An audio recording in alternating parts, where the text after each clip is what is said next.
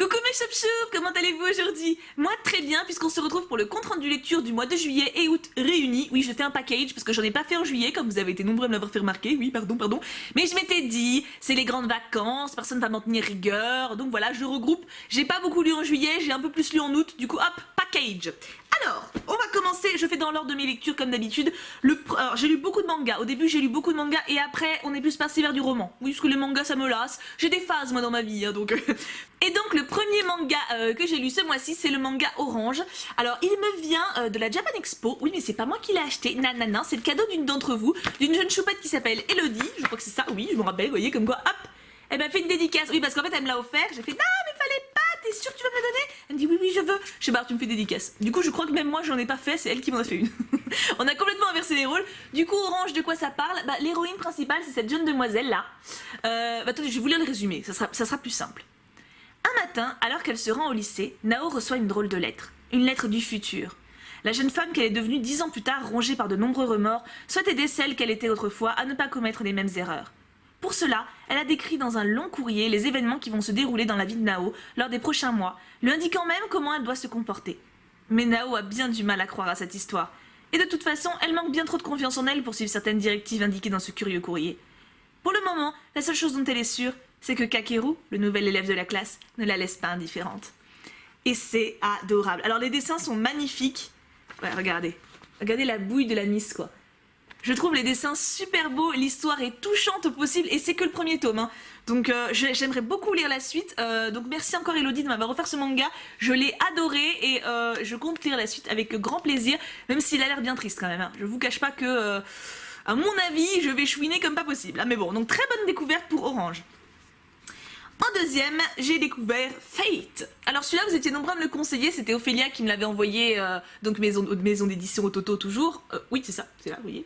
Et elle m'avait dit que elle, en fait, c'était Arthur, le roi Arthur.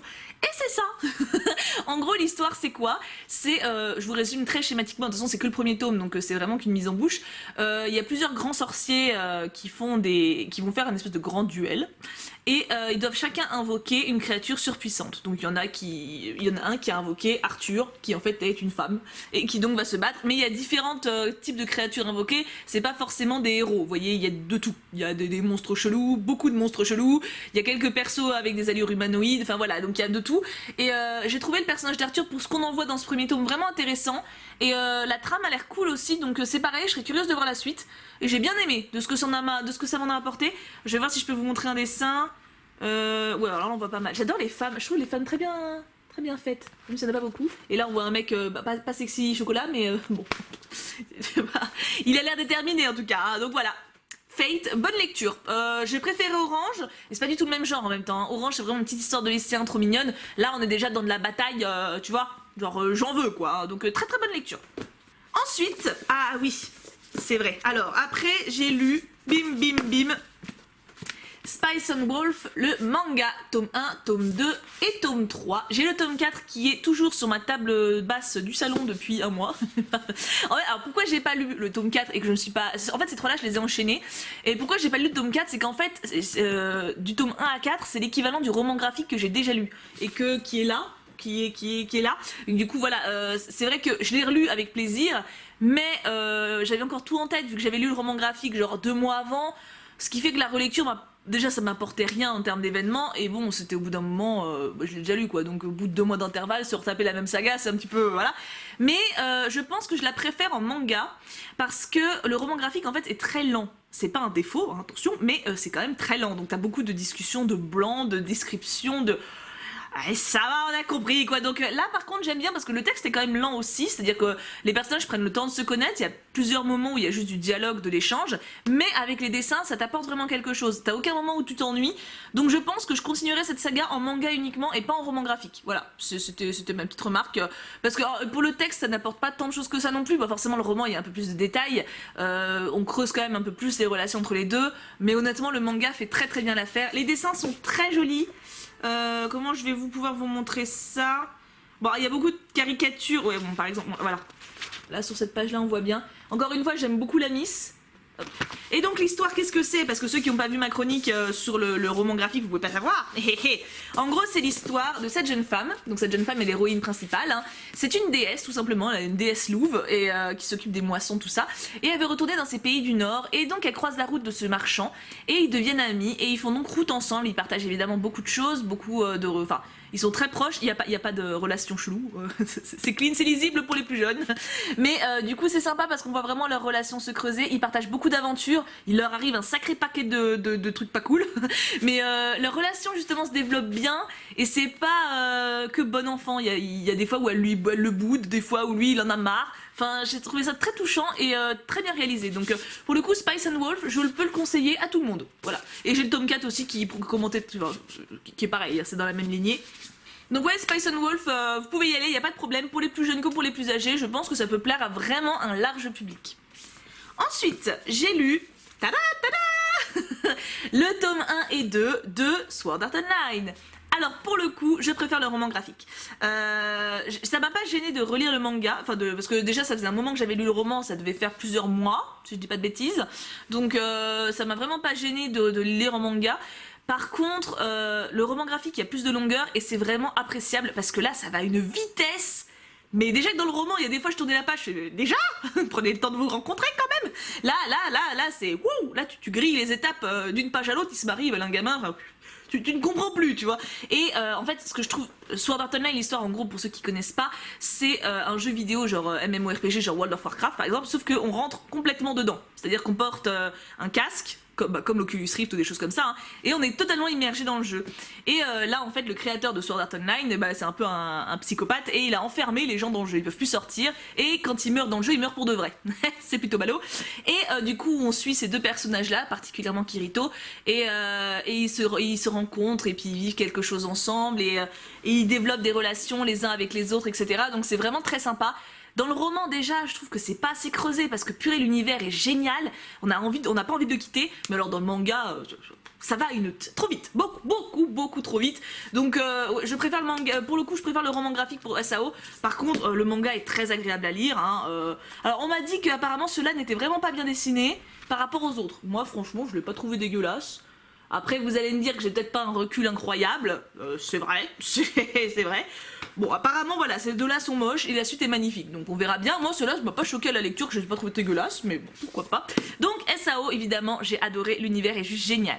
Et enfin, ma dernière série de manga, c'est Seule la fleur sait. C'est un yaoi. Alors oui, je tiens à revenir là-dessus. Vous êtes beaucoup à m'avoir dit que ça se prononce yaoi. Et moi, je dis yaoi. Donc voilà. Donc, j'ai eu plusieurs commentaires. Arrête Thibaut, tu prononces pas bien. C'est possible, je n'y connais rien à la base. Hein. Moi j'apprends avec mes lectures. Donc si ça vous tient à cœur, je tâcherai de dire yaoi. Mais ça va pas être spontané, tu vois. Donc je travaille sur moi. Donc, vous m'avez demandé, quand j'avais reçu le colis de la part d'Ophélia, je vous ai dit est-ce qu'il y a un manga particulier que vous avez envie que je découvre. Vous m'avez tous dit celui-là. Mais alors là, à 99%, j'ai eu des commentaires genre ah oui, lui il a l'air bien, etc. Eh bien je les ai lus. Et ben il est bien. Alors c'est une histoire d'amour en 3 tomes. Alors pour le moment, de ce que j'ai lu des yaoi, pour moi je range ça en 2 catégories. Genre romance très mignonne, où quand ils s'embrassent c'est limite la fin du truc, et méga hardcore de la mort qui tue. Donc ça c'est dans la romance très mignonne, genre quand ils se bécotent c'est fini, tu vois. Mais il y a 3 tomes, ce qui fait qu'on a vraiment le temps de connaître les personnages, d'être un petit peu énervé aussi par leur attitude parfois, ça je vous le cache pas. Mais non, c'est très mignon, honnêtement, en fait c'est 2 mecs qui se retrouvent à bosser ensemble, je vous en montre un. Ils se retrouvent à bosser ensemble, ils apprennent à se connaître, ils développent une relation, évidemment les deux ont un passif, ils doivent réussir à dépasser leurs peurs, leurs angoisses pour apprendre à connaître l'autre. Bon alors c'est un petit peu tiré par les cheveux des fois, mais bon, on leur pardonne parce que c'est chou. Et bon le résumé je peux vous le lire mais ça va pas trop vous aider. Hein. Un après-midi d'un jour ensoleillé sur le campus, un soir de pluie à la gare, Misaki et Arikawa se sont rencontrés.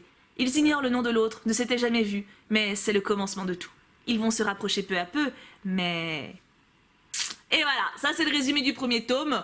Comme vous pouvez le voir, ça ne résume pas grand chose en fait. Hein. Voilà, c'est une histoire d'amour et c'est mignon. C'est tout ce que je peux vous dire. Pour le coup, il n'y a rien de choquant. Vous pouvez y aller même si vous êtes jeune, si vous aimez ce genre-là.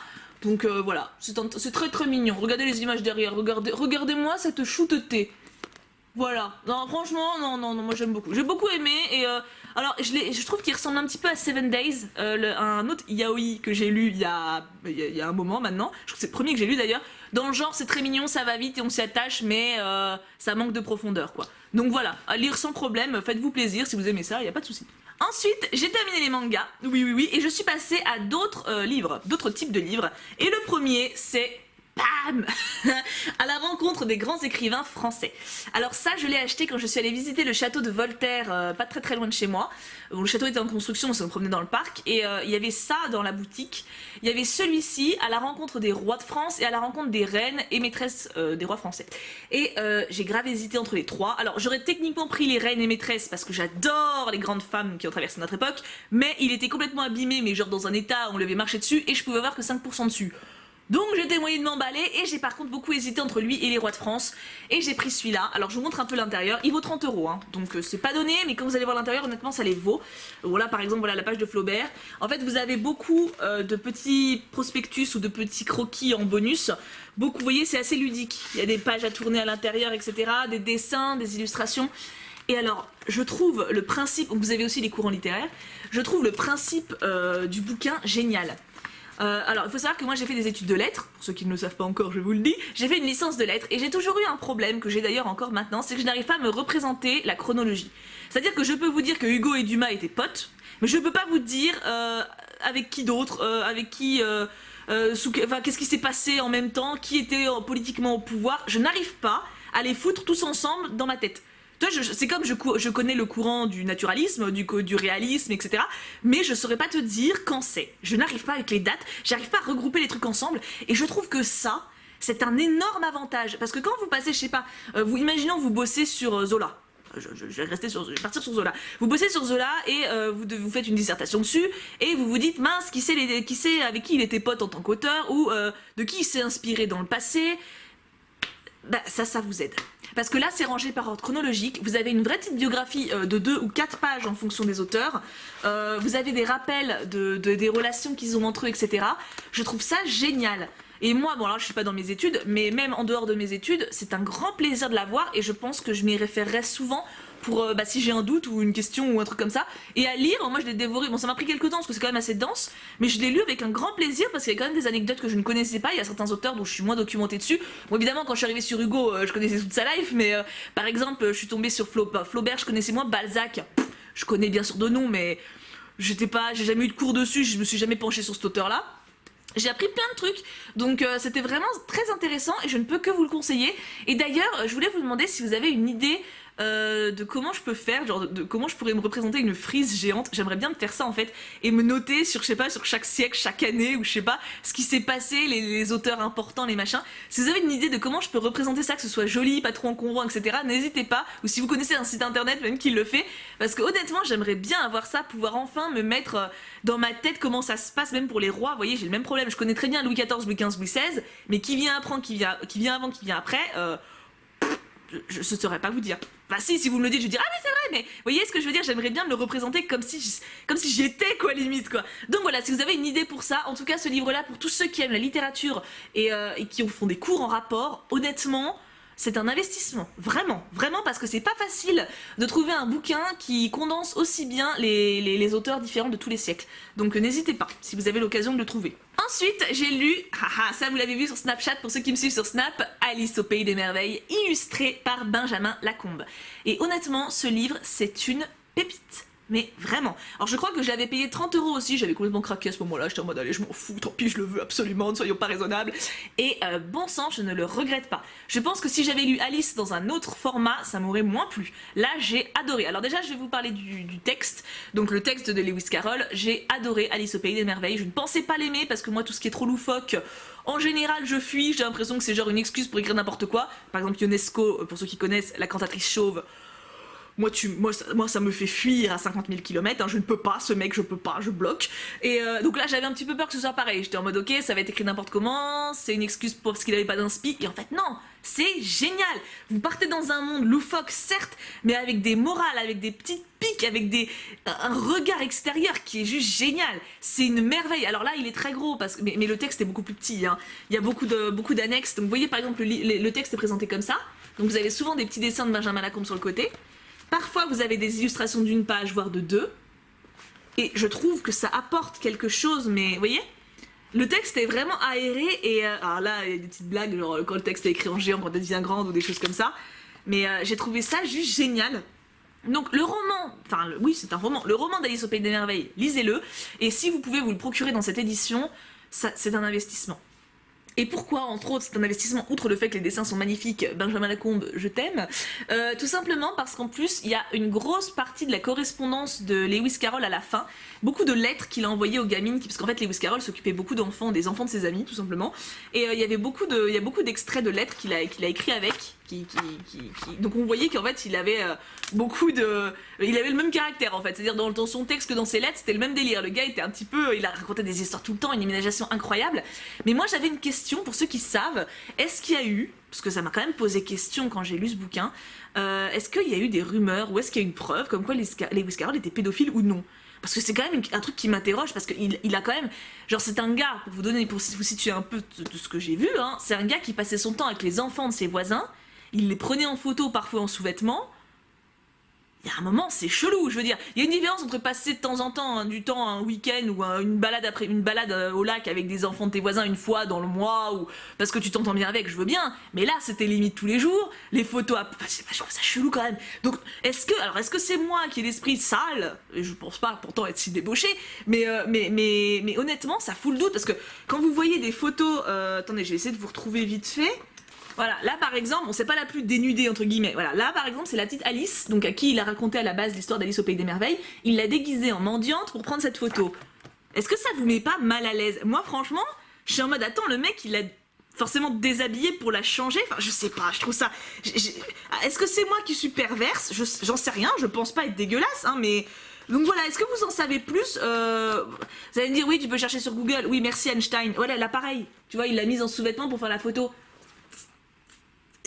Je sais pas, j'ai un malaise moi avec ça, donc je sais pas, donc je pense pas que je suis la première à me poser la question, donc oui je pourrais chercher sur Google et merci Einstein je l'ai fait, mais on trouve de tout, donc je parle plutôt aux littéraires, aux ceux qui s'intéressent vraiment aux personnages, voir qui ont écrit une thèse dessus ou voilà, si vous en savez un peu plus, je serais vraiment curieuse, en tout cas le texte en lui-même était vraiment divertissant et je comprends que ça avait plu aux jeunes filles à qui il le destinait, et donc bravo Lewis Carroll pour ça, non j'espère que c'était pas un dangereux psychopathe. Et maintenant en dernier et pas des moindres, les yeux améthystes. Alors je vous laisse voir la beauté de la couverture et d'ailleurs j'ai le marque-page qui va avec, je vous en prie c'est gratuit, faites-vous plaisir.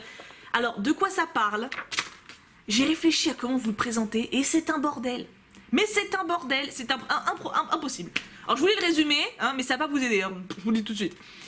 Prisonnière d'une relation violente, Faye perd tout espoir de s'en sortir. Sa vie, succession de désillusions et de mauvais choix, elle souhaite y mettre un terme. Mais même son vœu de simplement cesser d'exister lui est refusé. Son dernier souffle expiré, elle fait la rencontre d'un personnage aussi mystérieux qu'élégant, Azraël, l'ange de la mort. Et pas le chat des Schtroumpfs. La créature, bien loin d'être menaçante, semble au contraire manifester une prévenance particulière à l'égard de la jeune fille qui l'invite dans son royaume d'outre-monde, afin de lui éviter le cycle douloureux de la réincarnation. Après une hésitation légitime, Faye accepte de suivre son intrigant guide.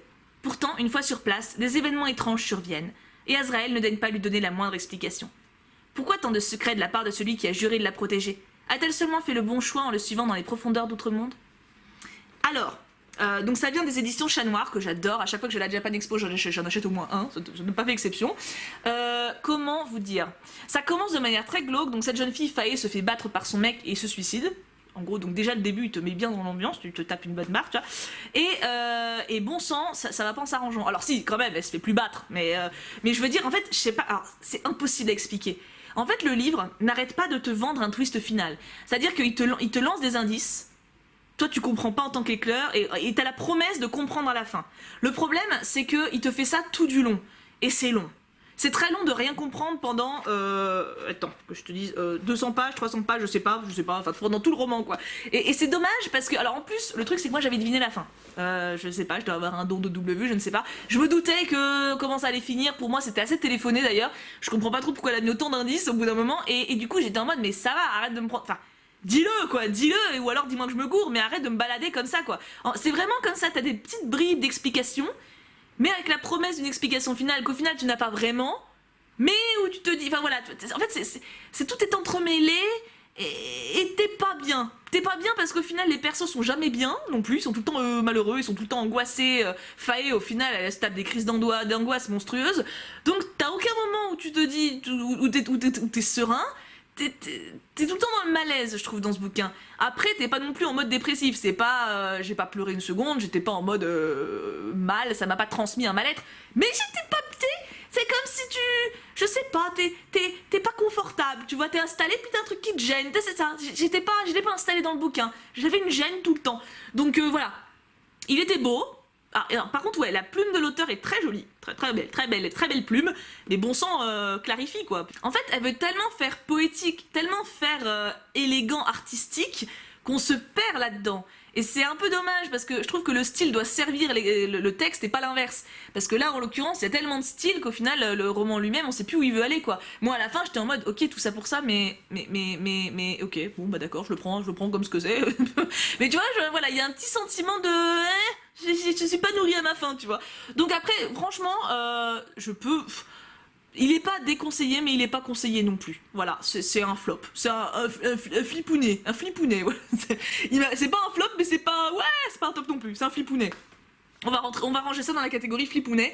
Non, parce qu'il est beau, mais trop angoissant et trop chelou pour ce que ça promet, je trouve. Voilà, donc c'était pas... Mais je suis contente de l'avoir lu, tu vois, c'est ce que je t'ai dit. C'est un livre flipounet, tu sais pas. Tu peux pas en dire du bien, mais tu peux pas en dire du mal non plus. T'es dans l'entre-deux, donc si vous avez l'occasion de le lire, faites-vous votre avis. Dites-moi ce que vous en avez pensé d'ailleurs, parce que si vous l'avez lu, je serais quand même vachement curieuse de savoir de 1 si je suis la seule à avoir deviné la fin, et de 2 si vous êtes comme moi dans le flipounet, parce que moi là, je suis flipounet à fond, hein. J'aime bien ce mot, ça y est. Bref, voilà, vous avez enfin découvert toutes mes lectures de juillet-août. Ma foi, je n'ai quand même pas chômé, je trouve, je suis quand même plutôt fière de moi. Hein. J'espère que ça vous a plu, n'hésitez pas à me dire les lectures que j'ai faites qui vous ont le plus inspiré, si vous en avez déjà lu certaines, si certaines vous avez envie de découvrir du coup, et surtout vous, qu'est-ce que vous avez lu ces 2 mois? Vous avez quand même 2 mois à me raconter, ça fait beaucoup quand même, hein. Ou alors vous avez peut-être fait comme moi et pas trop lu pendant ces vacances. Je ne vous jugerai pas. On se retrouve demain. Alors demain, je vous avais promis une vidéo spéciale. Elle va être décalée à la semaine prochaine parce qu'en fait, j'avais limite laissé tomber mon projet que j'avais de vidéo spéciale parce que c'était trop compliqué pour moi en fait. Et maintenant, j'ai l'aide d'une amie, donc on est 2 et ce projet va sortir à coup sûr. Et je pense que ce sera donc dimanche prochain. J'ai trop hâte. Donc demain, on se retrouve simplement pour une ouverture de box. Ce sera un petit dimanche décontracté. C'est la rentrée, on se prend pas la tête. Et puis dimanche prochain, nouveau projet, j'ai trop hâte. En tout cas, je vous fais d'énormes bisous, je vous aime très fort. Prenez bien soin de vous, passez un très bon week-end. Et bien sûr, on n'oublie pas, pouka pouka pouka.